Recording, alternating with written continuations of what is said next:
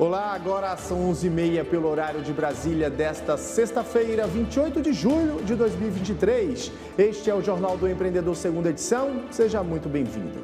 Eu sou o Bruno Amorim e convido você a acompanhar comigo as principais notícias do dia. A Associação Brasileira dos Supermercados revela que o consumo das famílias aumentou quase 2,5% nos primeiros 6 meses do ano. Mas a Confederação Nacional do Comércio aponta que em julho as vendas pioraram para 61% dos comerciantes. Taxa de desemprego no Brasil alcança 8% no trimestre terminado em junho, o melhor resultado para o período em 9 anos. Tudo isso você confere agora no Jornal do Empreendedor, segunda edição.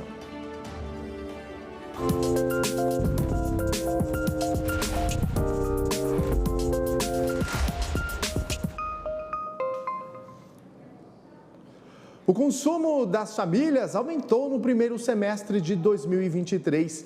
O aumento foi de 2,47% em relação ao mesmo período do ano passado. E ele tende a crescer se forem mantidas a menor pressão da inflação sobre a cesta de alimentos. Os preços das carnes, do óleo de soja e do café registram queda expressiva no período. Além disso, o reajuste do salário mínimo em janeiro deste ano, o recuo do desemprego e o montante de 85 bilhões de reais em recursos de transferência de renda do governo federal, como o Bolsa Família, contribuíram para o aumento do consumo. Os dados são da Associação Brasileira de Supermercados. E a venda de calçados também deve aumentar. A Associação Brasileira das Indústrias de Calçados revisou a projeção de crescimento do setor em 2023. Ela passou de 1,7% no início do ano para 2,1% no mercado interno. A expectativa é vender 865 milhões de pares de calçados em todo o país. O mercado doméstico absorve mais de 85% das vendas da indústria calçadista. O otimismo se dá com base na expectativa de crescimento do PIB, o Produto Interno Bruto. Por outro lado, as exportações de calçados devem manter um ritmo de queda até o final do ano. A projeção positiva reforça as expectativas para a mais nova feira do calçado brasileiro, a Brazilian Footwear Show. Ela será realizada entre os dias 21 e 23 de novembro em Porto Alegre, no Rio Grande do Sul.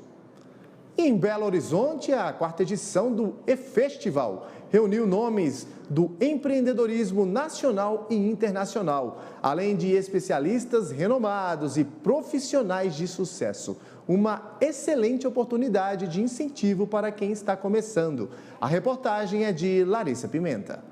A plateia atenta a cada palestra, olhos vidrados em qualquer informação que possa ajudar empreendedores a se realizarem profissionalmente. O diferencial é que a gente faz um grande apanhado de tudo aquilo que o Sebrae tem para oferecer. Aqui, além de um momento de conhecimento, também é um momento de celebração, para mostrar a força do Sebrae junto aos empreendedores, aqueles que desejam empreender, junto aos pequenos negócios.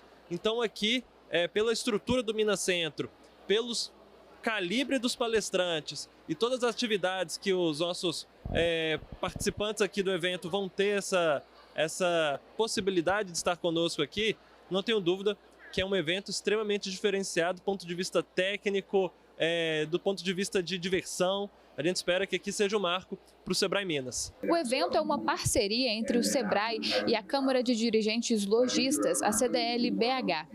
As inscrições para a 4ª edição do E-Festival esgotaram muito rápido. 1.500 pessoas vieram em busca de conhecimento. A procura é enorme, né? Esses mais de 1.500 participantes, tivemos uma procura muito além disso. Então, para o ano que vem, nós temos que projetar um espaço maior, uma participação maior das pessoas, porque essa é a intenção. As pessoas poderem participar, né, adquirir esse conhecimento e aplicar na sua empresa.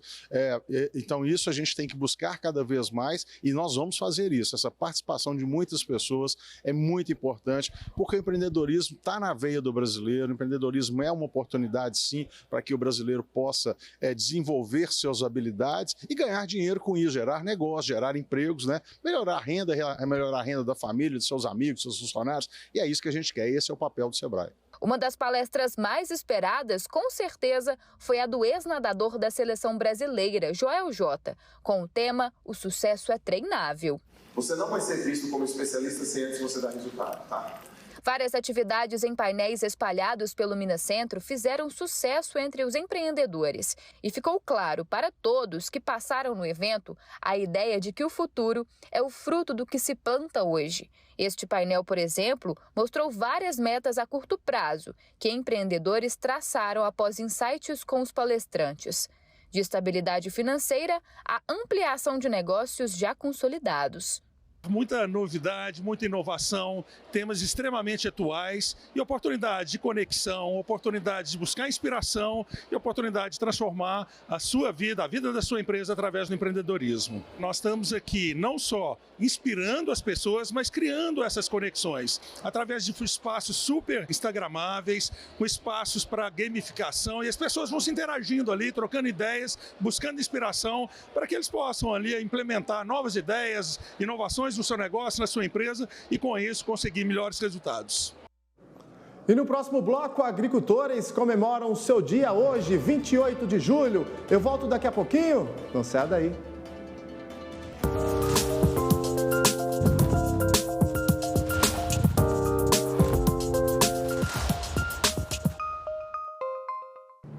De volta com o Jornal do Empreendedor, segunda edição ao vivo e para todo o Brasil.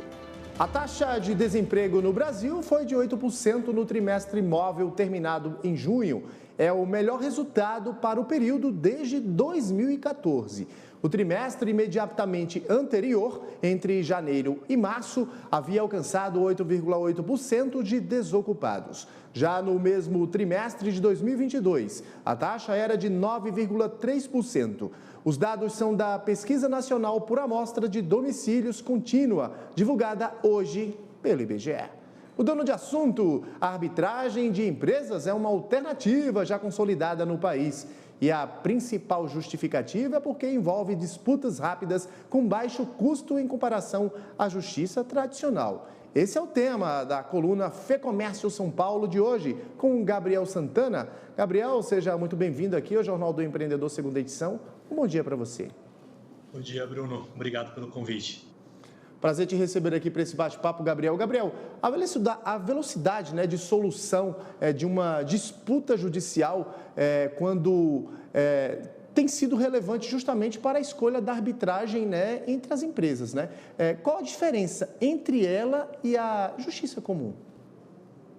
De fato, Bruno, existem algumas diferenças, mas eu acredito que uma das mais importantes que são levadas em consideração por muitos empreendedores na hora de optar por essa solução é que, além de ser mais rápida, como você mesmo mencionou, ela também traz a mesma segurança de uma sentença judicial, sem aquele procedimento de que você tem ainda recursos durante a fase de questionamento da demanda, você tem árbitros que são profissionais especializados naquele tema que está sendo objeto daquele conflito. Então, isso tudo tem trazido muito mais segurança e até mais conforto para as partes quando diante de um litígio. Quando você leva para o Poder Judiciário, além de você ter um trâmite que, por vezes, até segundo um dos dados mais recentes do Conselho Nacional de Justiça de 2022, além de você ter, na primeira instância, aproximadamente 3 anos apenas para que passe pelo processo de reconhecimento, através da arbitragem você abrevia esse tempo e ainda não tem aquela possibilidade dos recursos, já que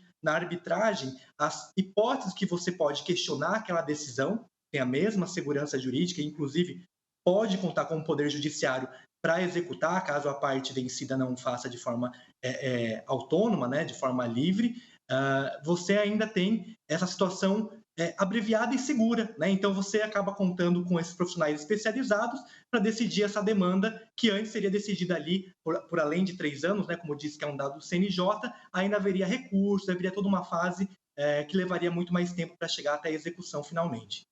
A questão, Gabriel, é que a gente sabe que muitos desses empreendedores acabam não conhecendo essas vantagens quando se trata aí de uma disputa por meio da arbitragem, Por vezes, além de ser desconhecido, há um receio, né, de que, como eu disse, não tem a mesma força vinculante do que uma decisão judicial. Só que a arbitragem ela é um procedimento reconhecido por lei, né, estabelecido por lei, segue procedimentos legais, né, e tem ainda, como eu falei, a vantagem de você contar com um especialista para resolver aquela disputa. E se, eventualmente, como eu mencionei, aquela parte for vencida, por exemplo, uma disputa empresarial, né, que com certeza hoje é uma das demandas que mais tem crescido no Brasil, a outra parte não cumprir livremente, você conta, sim, com o apoio do Poder Judiciário. Você não precisa, por exemplo, como já foi no passado, levar aquela decisão e pedir para que ela seja reconhecida pelo juízo, né? Pelo juiz, ali, pela entidade judiciária, porque ela já tem essa força vinculante. Então, você já entra no processo de execução. Isso abrevia o tempo e traz essa segurança jurídica, que, por vezes,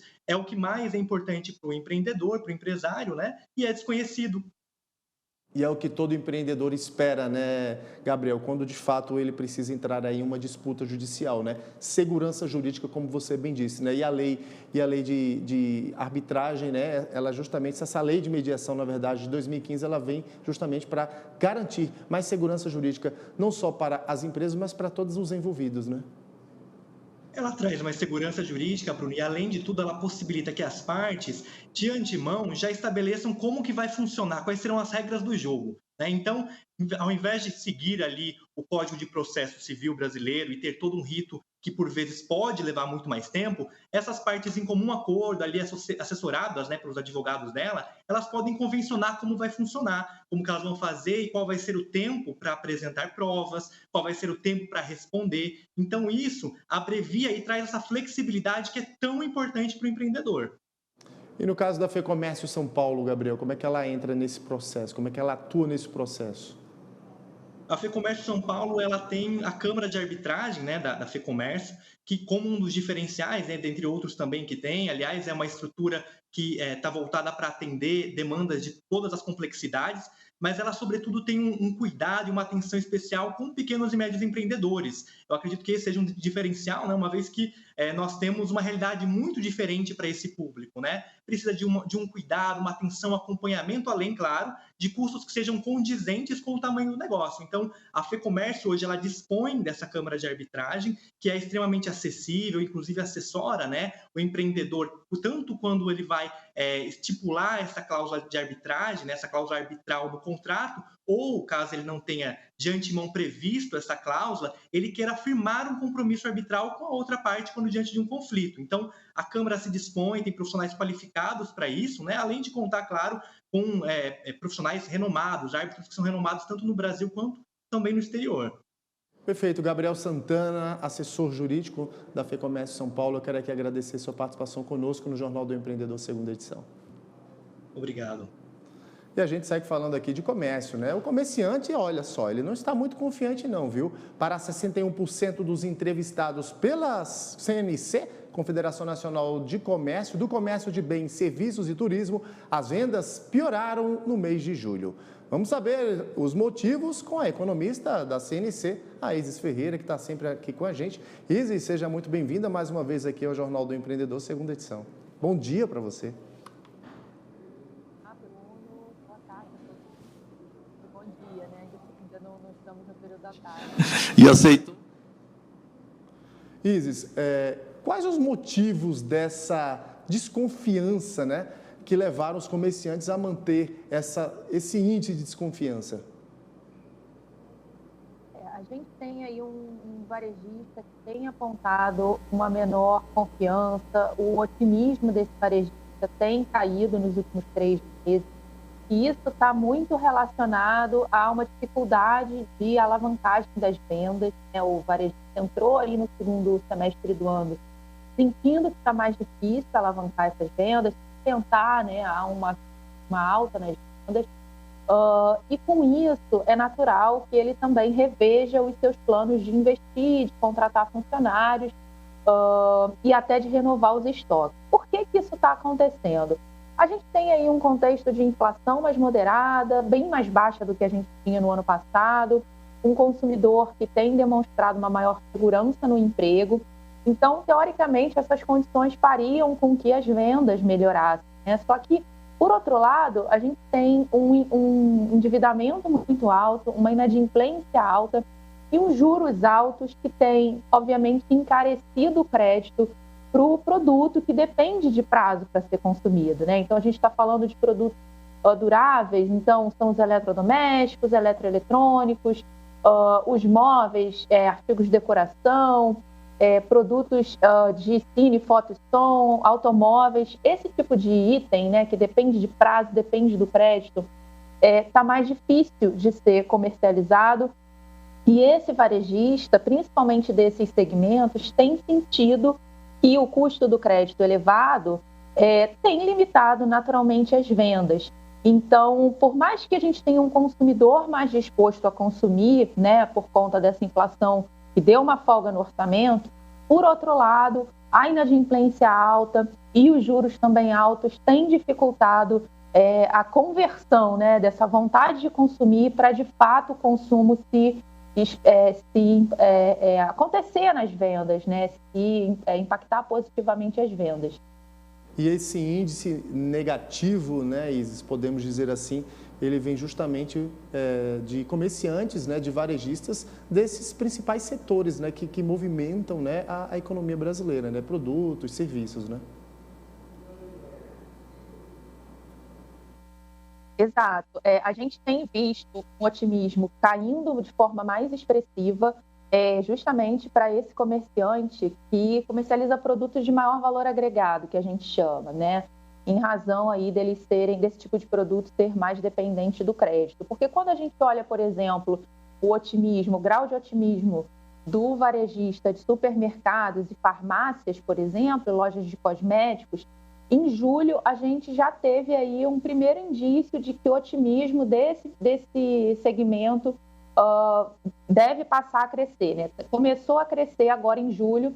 Isso mostra que, com a inflação dando uma trégua, né, nos orçamentos das famílias, realmente esse setor é o mais beneficiado, porque ele depende menos do crédito. Então, para consumir alimentos, medicamentos, são produtos que dependem muito mais da renda disponível, da renda do trabalho do que do crédito. E aí, com isso, esse contexto de inflação mais benigno acaba favorecendo a venda desse tipo de item e é natural que esse comerciante, né, desse tipo de produto esteja aí já recuperando o seu grau de otimismo.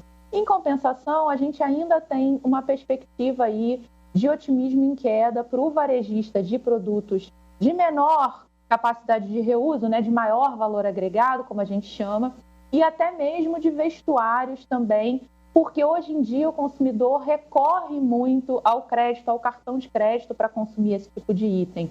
Então, enquanto a gente não tiver, né, um cenário aí em que fique mais claro quando os juros vão cair, né, quando os juros vão começar a cair e quando as pessoas vão poder, de forma mais constante, recuperar a sua capacidade de consumo, enquanto isso não acontecer, esse comerciante vai continuar menos otimista e vai continuar revendo a sua programação aí de renovação dos estoques, de investir em ampliação do seu negócio e até mesmo de contratar funcionários.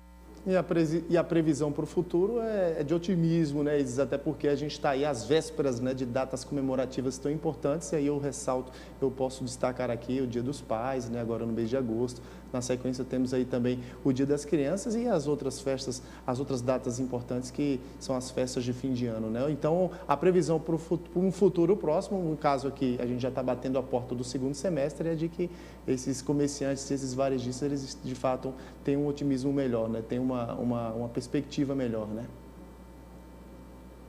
O segundo semestre do ano é um semestre em que, naturalmente, a gente tem uma melhor dinâmica, né, das vendas e um melhor desempenho do varejo, porque ele concentra datas comemorativas muito importantes, que impactam muito esse aumento do faturamento. Então, como você falou, a gente tem a próxima data, né, no calendário do comércio, o Dia dos Pais, Dia das Crianças, a gente tem a Black Friday, que já se consolidou, né, no calendário aí de datas comemorativas do Brasil, e na sequência o Natal, que é a principal data para o varejo. Então, o segundo semestre, ele habitualmente é mais favorável, né? A gente tem uma alta nas vendas esperada e até na atividade. no volume de vendas, no faturamento esperado para esse momento do ano. As expectativas do comerciante para esse segundo semestre, elas ainda estão na zona positiva, embora esse comerciante esteja moderando o seu grau de otimismo, né, também para o segundo semestre.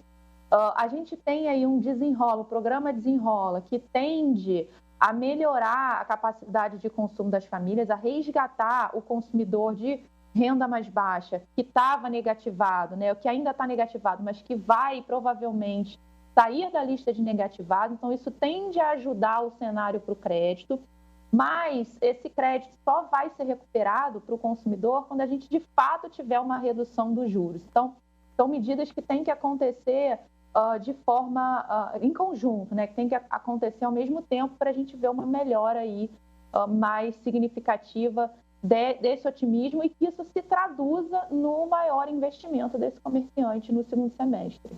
Perfeito. Isis Ferreira, economista da CNC, Confederação Nacional do Comércio, Bens e Serviços, mais uma vez aqui com a gente, e agradecer aqui imensamente sua participação conosco no Jornal do Empreendedor, segunda edição. Obrigada, Bruno, obrigada a todos que estão nos assistindo. Boa tarde.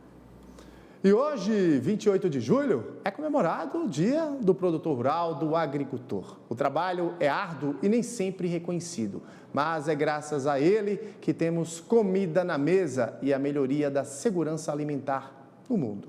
Na tela. A agricultura brasileira é exemplo para o mundo. Afinal, o país é responsável por alimentar cerca de 1 bilhão de pessoas todos os anos. Mas essa não é uma tarefa fácil e exige muita dedicação. Quem lembra bem dessa trajetória é o agricultor Luiz Guest. Nós chegamos aqui em Brasília em 1976. Tudo isso aqui era mato, não havia a menor infraestrutura. Tudo era vontade, crença, fé. O Dia da Agricultura é celebrado no dia 28 de julho. E essa data foi criada em 1966, em razão do centenário do Ministério da Agricultura, criado pelo então presidente Juscelino Kubitschek. E há muito o que comemorar. A criação do Ministério da Agricultura em 1860, ainda lá no tempo do Império, foi o primeiro passo para o estímulo à atividade agrícola no país. E de lá para cá, com a criação da Embrapa em 1973, a produção brasileira cresceu quase 10 vezes. Para ter uma ideia, a safrinha de milho no Brasil hoje é mais importante que a safra principal. Colhe-se em algumas culturas até 10 vezes mais. Isso significa o quê? Por isso que eu digo que a agricultura tropical é a agricultura mais sustentável do mundo. E todo esse sucesso veio através das mãos dos agricultores, que com muito trabalho realizaram uma revolução alimentar no Brasil. Graças ao trabalho desses brasileiros no campo, dos agricultores, nós temos hoje praticamente sempre você vai encontrar uma gôndola de supermercado cheia. E isso graças ao trabalho do agricultor brasileiro. Por isso, a minha homenagem, o meu abraço a esses brasileiros que colocam os alimentos não só no prato dos brasileiros, mas de grande parte da população do mundo. E esse dia especial é voltado para o reconhecimento da atividade agrícola brasileira desenvolvida pelos nossos agricultores. Hoje, dia 28, é um dia bastante especial para a sociedade brasileira. A atividade de agricultor e produtor do nosso Brasil é, primeiro, uma atividade nobre, porque ela exerce na sua essência a capacidade de alimentar a população brasileira e ajudar na alimentação e na segurança alimentar de todo mundo. O vice-presidente da Abramilho manda um recado para os produtores do Brasil. Comemorar e agradecer a esse agricultor que está lá no campo produzindo e com certeza são esses os agricultores que vão dar o futuro da nossa humanidade, produzindo alimentos cada vez mais saudáveis, cada vez melhores e que nós possamos assim comemorarmos todos juntos.